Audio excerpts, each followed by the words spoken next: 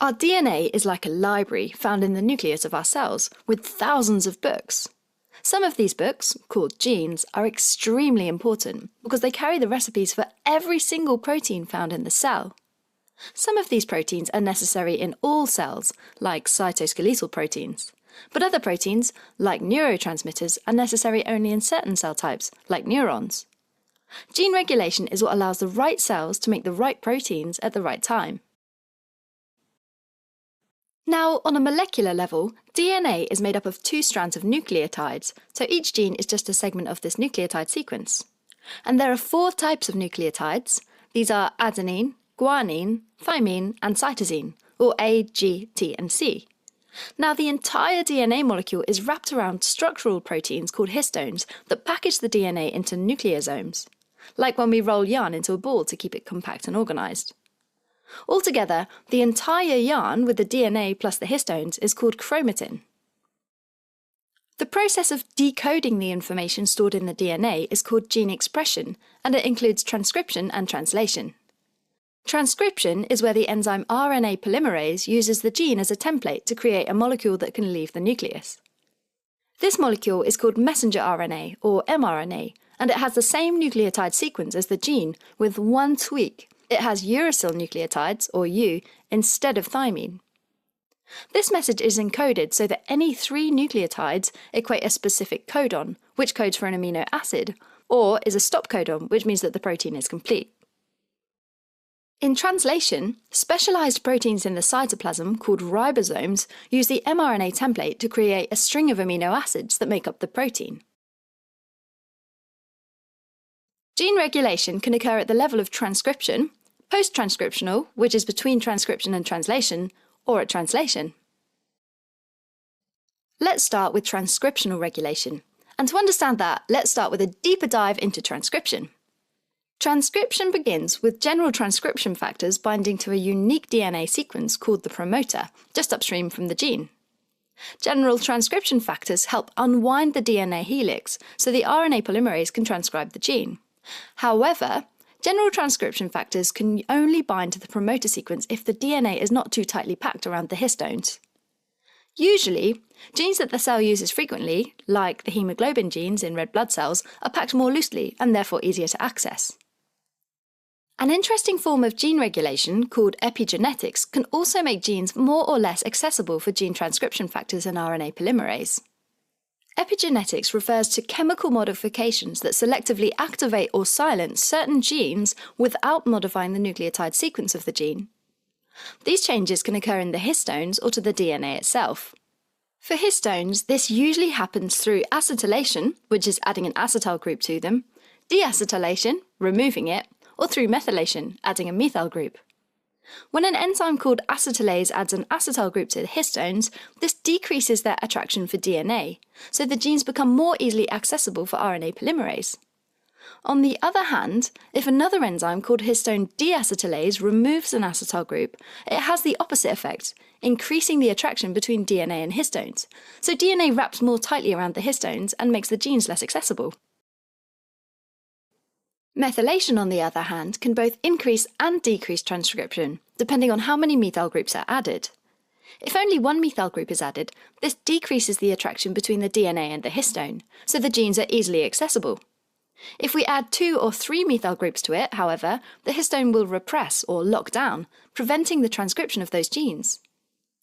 Epigenetic changes in DNA, on the other hand, are mostly based on methylation. The addition of a methyl group, usually to a cytosine residue, prevents general transcription factors from binding to the promoter, decreasing gene expression. As it turns out, DNA methylation also stimulates histone deacetylation, so that further inhibits transcription. So, let's say that based on the epigenetic modifications, our gene is exposed and ready to be transcribed. Sometimes cells need to increase or decrease transcription of a certain gene. And here's where the other types of transcription factors called activators or repressors get involved. Activators kickstart gene transcription through positive regulation. They bind to a DNA sequence called the enhancer, which is on the same DNA strand as the gene. Sometimes it's near the promoter, but other times it's further upstream or downstream. So, if the right stimulus, a ligand, reaches the cell, it gets the activator to move from the cytoplasm into the nucleus, and it binds to the enhancer.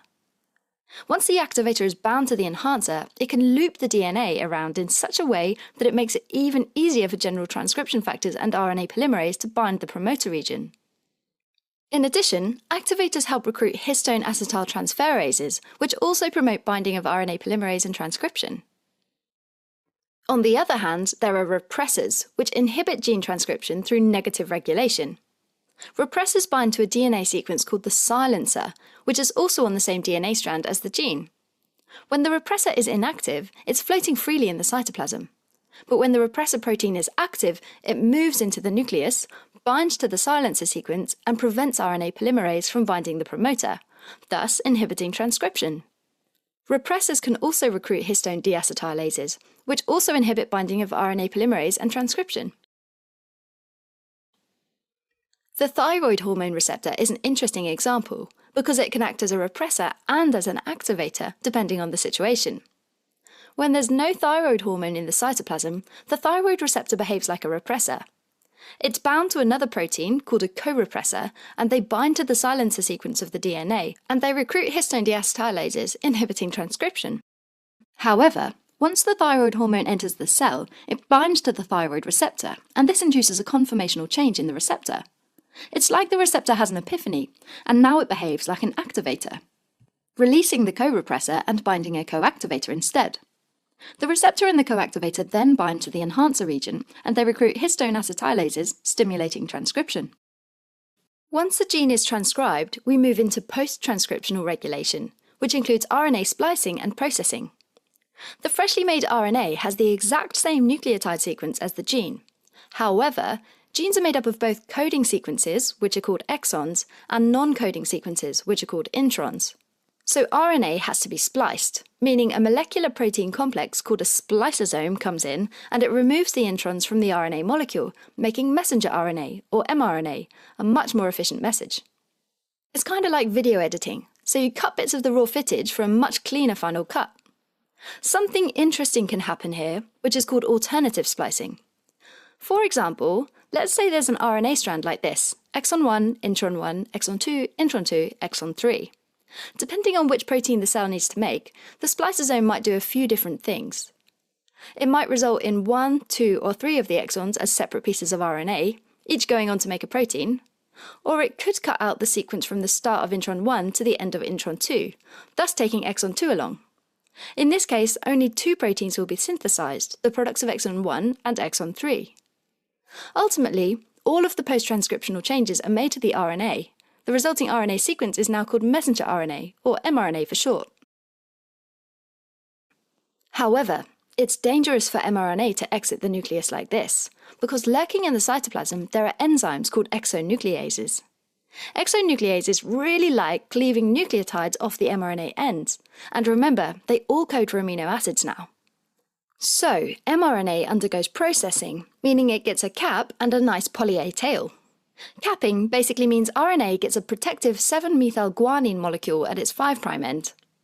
The poly-A tail at the 3' end is a long sequence of only adenine nucleotides, usually over 250 of them. In a nutshell, with a nice cap and a long poly-A tail, mRNA has a longer lifespan, so more proteins can be made using the same RNA molecule.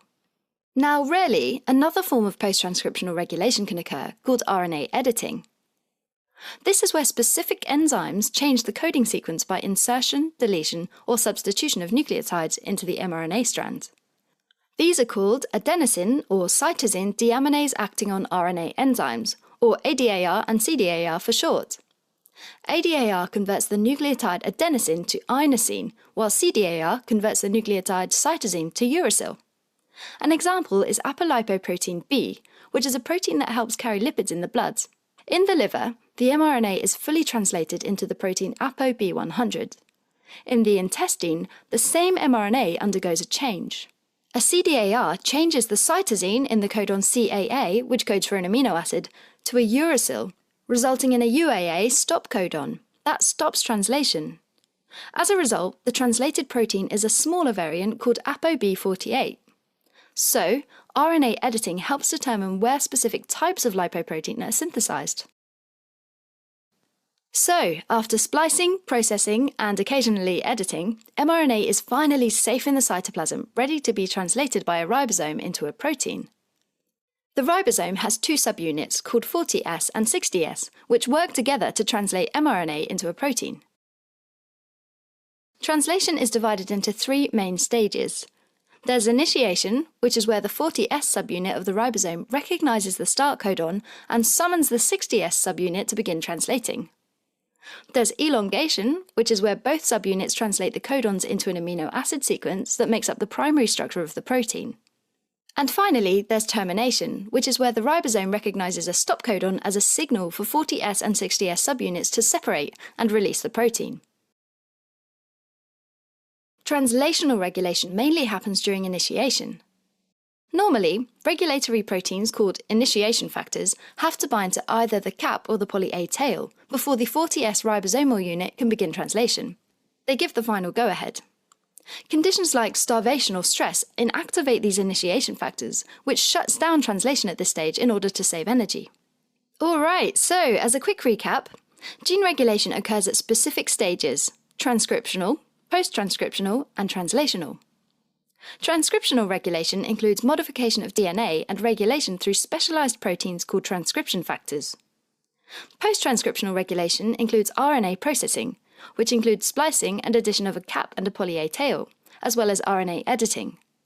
Finally, translational regulation happens mainly when inactivation of initiation factors can prevent the ribosome from translating the mRNA, thus stopping protein synthesis.